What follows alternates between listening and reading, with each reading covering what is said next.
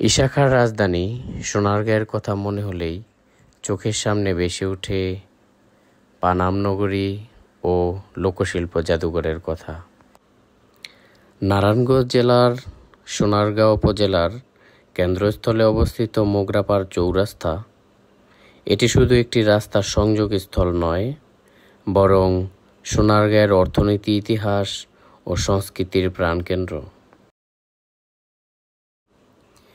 ঢাকা-চট্টগ্রাম মহাসড়কের ওপর অবস্থিত এই চৌরাস্তা থেকে একদিকে যাওয়া যায় ঐতিহাসিক পানাম নগর, লোকশিল্প জাদুঘর ও মেঘনা নদীর পাড়ে, অন্যদিকে সংযোগ পাওয়া যায় সোনারগাঁও পৌরসভা, মোগরাপাড় ইউনিয়ন, কাঁচপুর সেতু, নারায়ণগঞ্জ শহরের সঙ্গে।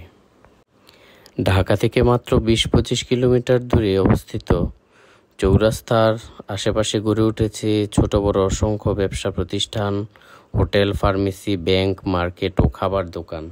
সরকারি সোনারগাঁ কলেজ সহ অসংখ্য শিক্ষা প্রতিষ্ঠান রয়েছে আশেপাশে। এখান থেকে ঢাকা যাওয়ার জন্য দোয়েল, স্বদেশ সহ বেশ কিছু বাস সার্ভিস রয়েছে। প্রতিদিন জ্যাম লেগে থাকা এই জায়গাটিতে প্রশাসনের বিশেষ নজরদারি প্রয়োজন।